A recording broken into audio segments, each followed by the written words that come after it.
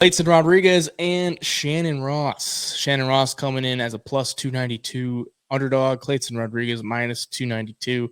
Over under set at 2.5 rounds. Minus 128 on the over and plus 128 on the under.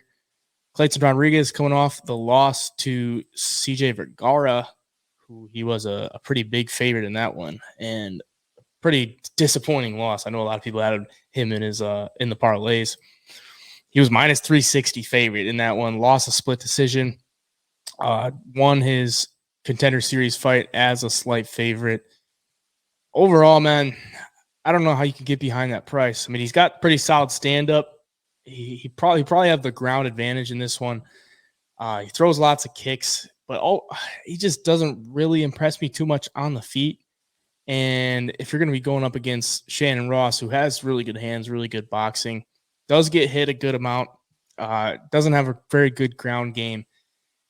I don't like it if this fight stays on the feet for Kleydson Rodrigues. I think you're probably getting a lot of value on Shannon Ross if this fight stays standing.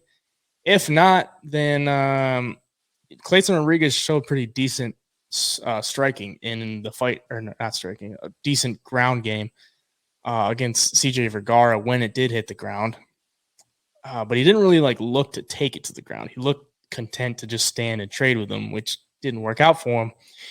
But for Shannon Ross, the crazy fight on Dana White Contender Series, the loss, got knocked out in the second round, got dropped 2 times before that against Vinicius Salvador, ends up having that appendicitis the day after and having to get surgery. Dana White hears about it and was obviously impressed with the fight, the heart he showed in that one, and gives him an opportunity in the UFC. And here he is fighting in his home country. So an opportunity for Shannon Ross. I mean, I think the value on Shannon Ross is looking pretty good. It's pretty heavy dog price, but fighting in his home country, kind of getting a second chance here.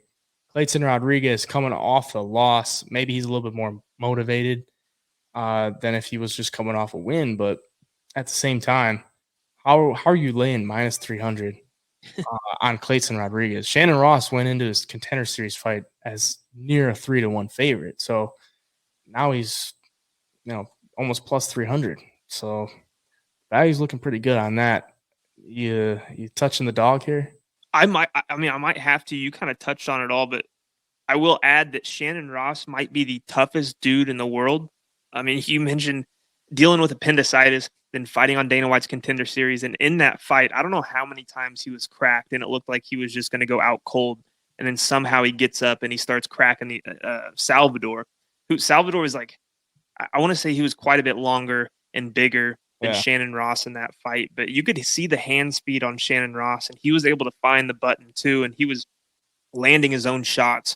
And he just seems like a dude that's probably a little too tough for his own good. And those are the type of dudes you can't count out, because Kleydson Rodrigues might go in there in the first round and hurt him, and then get frustrated because he can't finish him. And then all of a sudden Shannon Ross starts landing his shots, shows that speed off, that toughness.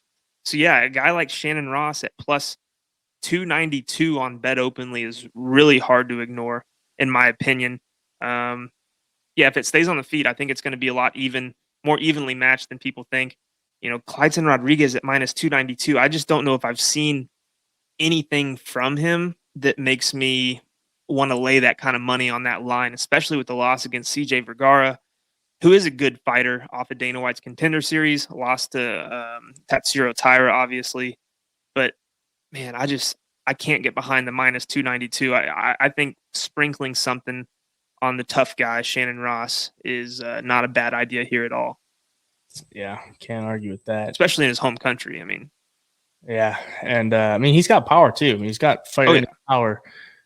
He's got what, seven knockouts? Yeah, I mean, he could. That knockout prop is probably super juicy when it comes out. So definitely keep an eye on that.